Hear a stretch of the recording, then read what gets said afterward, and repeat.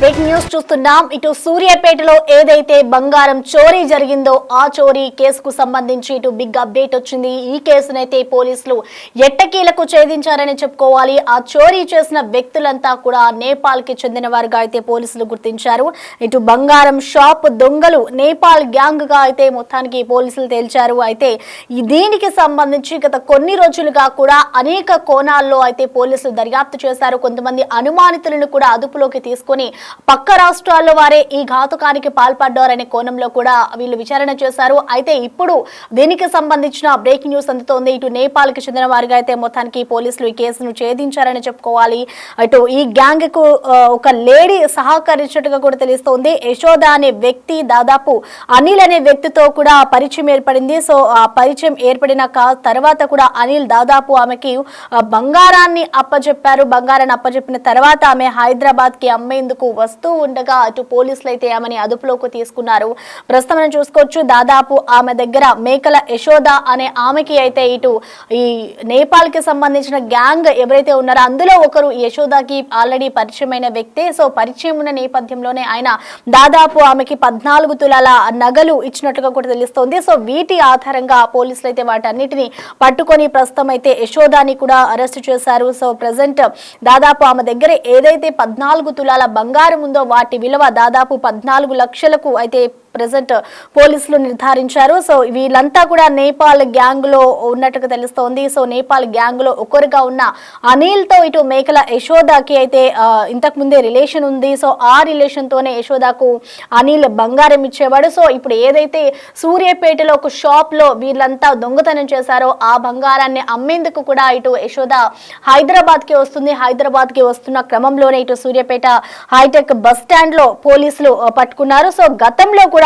అనేక చోరీలు వీళ్ళిద్దరూ కలిసి అనేక చోరీలకు పాల్పడిన ఘటనలు అయితే ఇప్పుడు వెలుగులోకి వస్తూ ఉన్నాయి. ఇటు ఖమ్మంలో గుర్ఖాగా కూడా యశోదతో పనిచేసినప్పుడు కూడా అనిల్ కి పరిచయం ఏర్పడింది అన్నట్లుగా కూడా తెలుస్తోంది. సో ప్రస్తుతం మనం చూసుకోవచ్చు, దాదాపు ఈ ఘటన జరిగి వారం రోజులు అవుతుంది. సో అప్పటి నుంచి కూడా ఈ ఘటనపై అయితే పోలీసులు అనేక కోణాల్లో దర్యాప్తు చేస్తూ ఉన్నారు. సో దర్యాప్తు చేస్తున్నప్పటి నుంచి కూడా ఎవరైతే కొంతమంది మీద అనుమానం ఉందో వాళ్ళందరి నిందితులందరినీ మీద కూడా పక్క రాష్ట్రాలకు వెళ్ళి మరి పోలీసులు దాన్ని పక్క రాష్ట్రాలకి వెళ్ళి మరి ఇటు దొంగల్ని ఎవరెవరు ఉన్నారు, అనుమానితులు ఎవరు అనే దాని మీద కూడా ఫోకస్ చేసి అక్కడికి వెళ్ళి కూడా ఎంక్వైరీస్ చేసిన సిచ్యువేషన్ ఉంది. సో ఈ నేపథ్యంలో ఇప్పుడు దీనికి సంబంధించి ఒక మిస్టరీ వీడిందనే చెప్పుకోవాలి.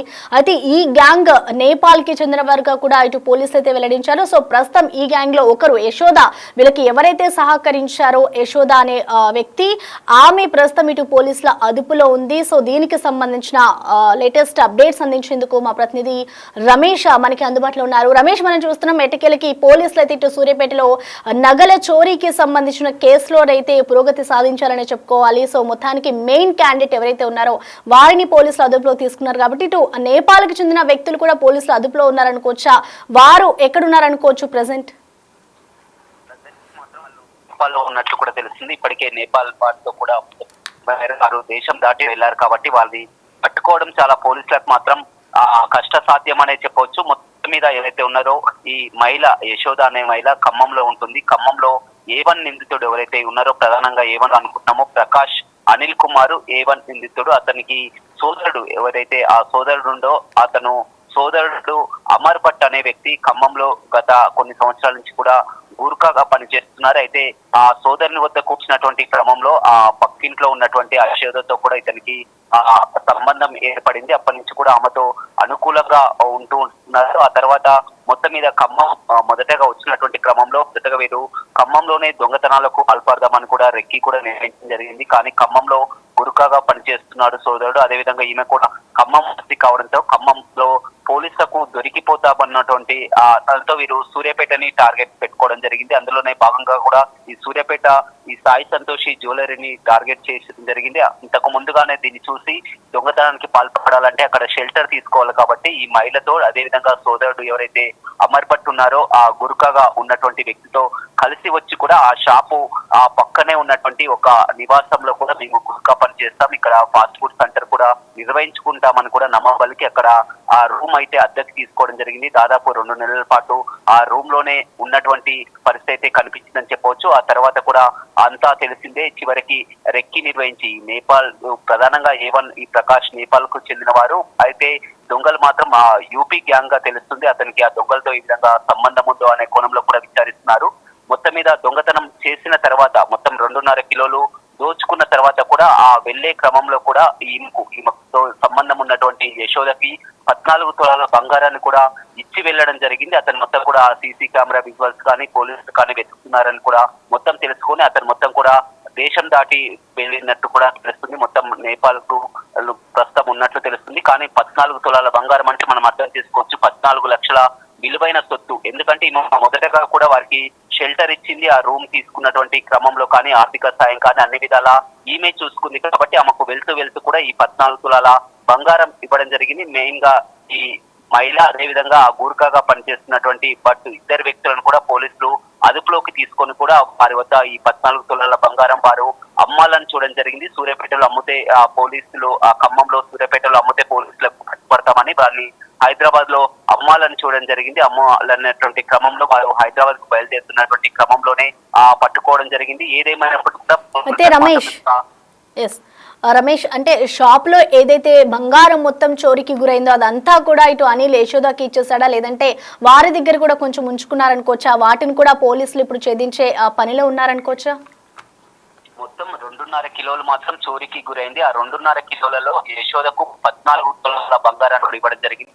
షాప్ లో పోయినటువంటి బంగారం ఈ 14 తులాల బంగారం కూడా మ్యాచ్ అవడం జరిగింది. ఆ యశోదకు ఇవ్వడానికి కూడా కారణం ఏంటంటే సంవత్సరం క్రితం నుంచి కూడా ఆమెతో క్రమ సంబంధం ఏర్పరచుకున్నారు. మొత్తం కూడా ఆమె షెల్టర్ ఇచ్చే క్రమం కానీ రూమ్ అద్దెకు తీసుకున్నటువంటి క్రమం కానీ మొత్తం ఆర్థిక వసతులంతా కూడా ఆమె ఏర్పాటు చేసింది. కాబట్టి ఇప్పుడు ఆ చోరీ దాంట్లో కూడా 14 తులాల వరకు కూడా ఆ బంగారం ఇచ్చి వెళ్లడం జరిగింది. ఆ సోదరుడు అదేవిధంగా ఈ యశోద ఇద్దరు కూడా దాన్ని అమ్మాలన్నటువంటి ప్రయత్నంలోనే పోలీసులకు పట్టుబడడం జరిగింది. కానీ మొత్తం మీద ఈ 2.5 కిలోల బంగారం చోరీ కేసులో మాత్రం పోలీసులకు అంత కష్టసాధ్యం అని చెప్పవచ్చు. ఎందుకంటే మొదటగా యూపీకి వెళ్లారని కూడా గమనించడం జరిగింది. యూపీలకు ఇప్పటికే 2 టీంలు కూడా వెళ్లి అక్కడ విచారిస్తున్నా కానీ ప్రధాన నిందితులు మాత్రం ప్రస్తుతం నేపాల్ కి వెళ్లిపోయారని తెలుస్తుంది. నేపాల్ లో వారిని పెట్టుకోవాలన్నా కానీ కష్టసాధ్యం అని చెప్పవచ్చు. ఏదేమైనప్పటికీ కూడా ఇలాంటి కేసులు కూడా మొత్తం 2.5 కిలోలు మాత్రం బంగారం వెళ్ళింది.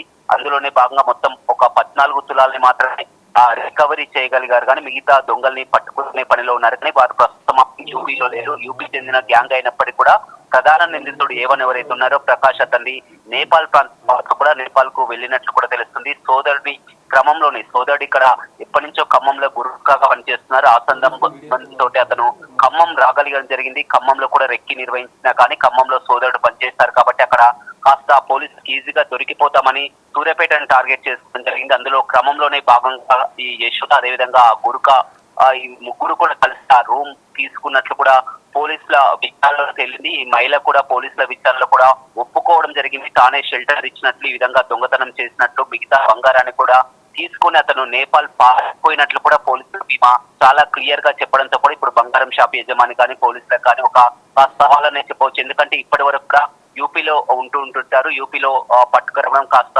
ఈజీ అనుకున్నారు. కానీ ఇప్పుడు నేపాల్ దేశం పారిపోయారు కాబట్టి అక్కడి నుంచి వారిని పట్టుకురావాలన్నా కానీ రికవరీ చేయాలన్నా కానీ కాస్త కష్టసాధ్యమని చెప్పుకోవచ్చు. Right, thank you Ramesh.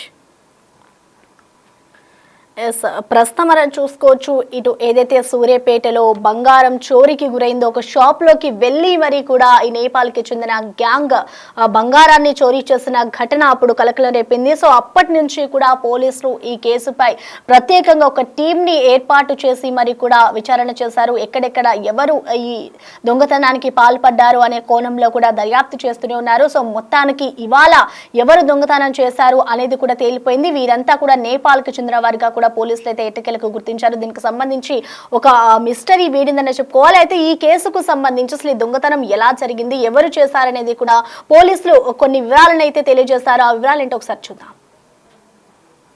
Suryapet జిల్లా పట్టణ కేంద్రంలో గత 21వ తేదీ అర్ధరాత్రి జరిగినటువంటి శ్రీ సాయి సంతోషి జ్యువెలరీ షాప్ థెఫ్ట్కి సంబంధించి పోలీస్ డిపార్ట్మెంట్ సూర్యాపేట జిల్లా యంత్రాంగం అంతా దాన్ని చాలా ఛాలెంజింగ్గా తీసుకోవడం జరిగింది.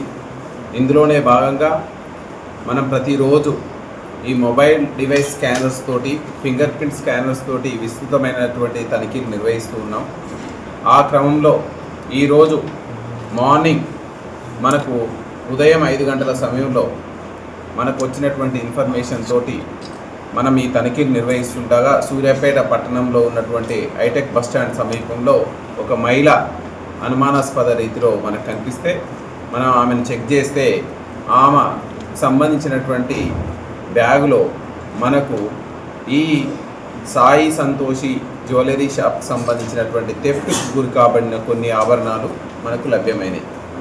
ఆమెని మనం విచారణ చేయగా ఆమె తన యొక్క వివరాలను మేకల యశోద, ఈమె భర్త శ్రీను, ఈమె 30 సంవత్సరాల వయసు ఉంటుంది, నాయుడుపేట ఆఫ్ ఖమ్మం జిల్లాకు సంబంధించినటువంటి మహిళగా మనకు వివరాలు వెల్లడించడం జరిగింది. ఈమె మనము ఏదైతే సూర్యాపేట జిల్లా కేంద్రంలో 21 అర్ధరాత్రి జరిగినటువంటి ఈ యొక్క జ్యువెలరీ షాప్ థెఫ్ట్ కేసులో ప్రధానమైనటువంటి అనుచరులకి ఈమె ఆశ్రయం ఇస్తూ అందులో ప్రధానమైనటువంటి నేరస్తుడు ఎవరైతే ఉన్నారో మనం టెక్నికల్గా గుర్తించినాం. ఆ టెక్నికల్గా గుర్తించినటువంటి వ్యక్తికి ఈమెకు సంబంధం కలిగి ఈమె ఈ నేరానికి సంబంధించినటువంటి ఫైనాన్షియల్ అసిస్టెన్స్ కానీ అదేవిధంగా ఇక్కడికి రావడానికి, ఇక్కడ ఫాస్ట్ ఫుడ్ సెంటర్ పెడుతున్నామని చెప్పి ఒక రూమ్ రెంట్ తీసుకోవడానికి, దానికి సంబంధించినటువంటి డబ్బులను సమకూర్చుకోవడానికి, ఈ యొక్క జ్యువెలరీ షాప్ని దొంగతనం చేయాలనేటువంటి ఉద్దేశంతో ప్లానింగ్, దానికి సంబంధించినటువంటి ఏ విధంగా చేయాలనేటువంటి ఒక ప్రణాళికని ఈ మనకు A1 నేరస్తుడు ఎవరైతే ఉన్నారో ప్రకాష్ అనిల్ కుమార్ అని మనం ఇప్పుడు ప్రాథమికంగా మనకు వచ్చినటువంటి టెక్నికల్ ఎవిడెన్స్ ద్వారా మనం గుర్తించడం జరిగింది. ఇతనే కాకుండా ఇతనుతో పాటుగా అమర్ భట్ అని ఇతను కూడా నేపాలీ దేశానికి చెందినటువంటి గూర్ఖా పనిచేస్తూ ఖమ్మంలో వివిధ కాలనీలలో తిరుగుతూ మెయిన్గా గూర్ఖా పనిచేస్తూ గూర్ఖాల ముసుగులో వీళ్ళు వివిధ కాలనీలలో విలువైనటువంటి ఏవైతే షాపులు, జ్యువెలరీ షాపులు ఉన్నాయి, బ్యాంకులు ఉన్నాయి, ఇండ్లు ఉన్నాయి, వీటిని టార్గెట్ చేసుకుంటూ వీళ్ళు దొంగతనాలు చేయడమే అలవాటుగా ఏర్పాటు చేసుకున్నారు. సో ఈ అమర్ భట్ అనేవాడు గత కొంతకాలంగా ఖమ్మం పట్టణంలో ఉంటూ ఈ యొక్క గూర్ఖా పని చేసుకుంటూ గూర్ఖా ముసుగులో ఈ నేరస్తులకు ఆశ్రయం కల్పిస్తూ నేరస్తులు చేసేటువంటి దొంగతనాల్లో, ప్లానింగ్లో, రెక్కీలో ఉంటూ వాళ్ళు ఇచ్చేటువంటి సొమ్ముకు ఆశపడుతూ ఇతను కూడా ఈ నేరంలో ఉన్నట్టు మనకు ప్రాథమికంగా తెలిసింది. ఈ మేకల యశోద ఖమ్మంలోనే ఉంటూ, అదేవిధంగా అమర్ భట్ అనే వాళ్ళు ఖమ్మంలో ఉంటూ వీళ్ళు ఏదైతే ప్రధానమైనటువంటి నేరస్తుడు ప్రకాష్ అనిల్ కుమార్కి ఆశ్రయం ఇచ్చి అక్కడ గూర్ఖా పని చేస్తున్నట్లు ఒక వృత్తి చేస్తున్నట్టు మనకు నమ్మగబలికి, సో ఖమ్మం పట్టణంలో, ఖమ్మం ఏరియాలో గతంలో ఇతను నేరాలు చేసిండు, ఈజీగా దొరికిపోతాడు కాబట్టి మనం కొంచెం ఖమ్మంకు దూరంగా మనం నేరాలు చేస్తే మనం ఎట్టి పరిస్థితుల్లోనూ దొరకము అనేటువంటి అంచనాతోటి సూర్యాపేట పట్టణంని వీళ్ళు దొంగతనానికి కేంద్రంగా ఎంచుకోవడం జరిగింది. సో ఈ యొక్క ప్రకాష్ అనిల్ కుమార్, అతనికి తెలిసినటువంటి ఇంకొక ఖడక్ సింగ్ అనేటువంటి వ్యక్తి, ఇతను కూడా నేపాల్ జాతీయుడు. సో ఇతన్ని కూడా పిలిపించుకోవడం, వీళ్ళతో పాటుగా ఇంకొక 3 జార్ఖండ్, బీహార్, ఉత్తరప్రదేశ్, ఇంకా మనకు పూర్తి స్థాయి వివరాలు రాలేదు, వీళ్ళను కూడా ఈ దొంగతనానికి తెప్పించుకోవడం, ఈ రూమ్లో గత కొంతకాలంగా మకాం వేసి వివిధ రూపాల్లో ప్రణాళికలు, రెక్కీలు వేసుకుంటూ, సో ఎలాంటి టెక్నికల్ ఎవిడెన్స్ దొరకకుండా మనం వీటి నుంచి ఏ విధంగా బయటపడాలి, చాలా చాకచక్యంగా వాళ్ళు ఏదో ఇక్కడ ఫాస్ట్ ఫుడ్ సెంటర్ పెడతామని, లేదా దాబా పెడతామని, లేదా గూర్ఖా పని చేస్తామని వివిధ రూపాల్లో ఇక్కడ అందరికీ నమ్మబలుకుతూ ఎక్కడా కూడా టెక్నికల్ ఎవిడెన్స్ మనకు రానివ్వకుండా వీళ్ళందరూ కూడా దొంగతనాన్ని చేయడానికి ఎంచుకున్నారు. ఇక్కడ లోకల్గా ఉన్నటువంటి యశోద, అమర్ భట్ మనం అఫెన్స్లో ఉంటే మనం ఎక్కడైతే సీసీటీవీలో పడతామో మనం ఈజీగా ఐడెంటిఫై అవుతాము. ఈ యొక్క ప్రకాష్ అనిల్ కుమార్ని, మిగతా 5గురిని ఒక మూటగా పంపించి వీళ్ళని వెనకాల ఉండి ప్లానింగ్ ఇచ్చినటువంటి వ్యక్తులుగా మనం నిర్ధారణకు రావడం జరిగింది. ఈరోజు మనం పోలీస్ సెర్చ్లో ఈ మహిళల్ని తీసుకోవడం, ఈ మహిళ ఈ యొక్క నేరస్తులు పారిపోవడానికి కూడా ఈమె ఎంకరేజ్ చేసింది, పారిపోవడానికి కూడా సహాయం చేసింది. ఈ నేరస్తులందరూ అఫెన్స్ అయిన తర్వాత, మెయిన్గా ప్రకాష్ అనిల్ కుమార్ అఫెన్స్ అయిన తర్వాత ఈమెకు ఖర్చుల కోసం కొంత నగదును, కొంత బంగారాన్ని ఈమెకి ఇచ్చి, ఈమె వాటాగా ఇచ్చి, మిగతాది మనం ఇక్కడ డిస్పోజ్ చేస్తే దొరికిపోతాం, నేపాల్కో లేదా బీహార్కో జార్ఖండ్కో పోయిన తర్వాత డిస్పోజ్ చేసుకోవాలని వాళ్ళు పక్కా ప్రణాళికతోటి ముందుకెళ్ళడం జరిగింది. ఇక్కడ ఏం జరుగుతుంది అనేటువంటి విషయాన్ని ఈ యొక్క అఫెండర్స్కి ఈ యశోద అనేటమే టైం టు టైం అప్డేట్ చేయడం, సో నేరస్తులను ఈ యొక్క మూమెంట్ని ట్రాకింగ్ చేస్తూ పోలీసులు ఏ విధంగా వస్తున్నారు అనేటువంటిది అతనికి చేరవేస్తూ వాళ్ళు పారిపోవడానికి ఈమె సహాయ సహకారాలు అందించింది. అంటే ఈరోజు మనం పట్టుకున్నటువంటి నేరస్తురాలు ఈమె నేరస్తులకు సహాయ సహకారాలు అందించడమే కాకుండా, పారిపోవడానికి సహకరించడమే కాకుండా, నేరంలో పలుమార్లు రెక్కీలు వేస్తూ, పలుమార్లు ప్రణాళికలకు ఆమె సహాయ సహకారాలు అందిస్తూ, అదేవిధంగా ఆమె నేరస్తులకి ఆర్థికంగా సహాయం చేస్తూ, వాళ్ళతోటి సత్సంబంధాలు పెంచుకుంటూ, అదేవిధంగా దీని ద్వారా నేరం తర్వాత వాళ్ళు దొంగతనం చేసిన సొత్తులో కొంత వాటాగా తీసుకొని ఉన్నటువంటి నేరస్తులుగా ఉన్నారు. మనము ఖచ్చితంగా నేరం చేసిన వాడు చట్టం దృష్టిలో ఎట్టి పరిస్థితుల్లోనూ తప్పించుకోవడానికి లేదు. అది ఎంతటి వ్యక్తి అయినా కూడా మన చట్టం అందరికీ సమానమే. సో అది పారిపోయినటువంటి నేరస్తుల మీద ప్రత్యేకమైనటువంటి నిఘా ఉంటుంది. మీ అందరికీ తెలుసు, చట్టంలో ఉన్నటువంటి వెసులుబాటుని నేరస్తులు ఉపయోగించుకుంటే తప్ప, చట్ట పరిధిలో వాళ్ళు ఏమైనా వెసులుబాటు పొందితే తప్ప ఎట్టి పరిస్థితుల్లోనూ వాళ్ళ అరెస్ట్ తప్పదు. వీళ్ళ మీద ఏమేమి సెక్షన్లు పెట్టారు సార్? ఇప్పుడు వీళ్ళ మీద మనము PCPNDT యాక్ట్ అని 1994 చట్టం ప్రకారం ప్రొవిజన్స్తో పాటుగా మనకు కొత్తగా వచ్చినటువంటి భారతీయ న్యాయ సంహిత 2023లో ఉన్న ప్రొవిజన్స్ ప్రకారం వాళ్ళ మీద సెక్షన్లు మనం పెట్టడం జరిగింది. ఇంకా దాన్ని దర్యాప్తు దిశలో ఉంది. ఇంకా చాలామందిని మనం ఇన్వాల్వ్ చేస్తున్నాం. ఎట్టి పరిస్థితుల్లోనూ దీన్ని ప్రోత్సహించిన వాళ్ళని, ఎవరైతే బాధితులను ఇక్కడ దాకా తీసుకొచ్చే వాళ్ళని ఎవరిని కూడా వదిలిపెట్టారు.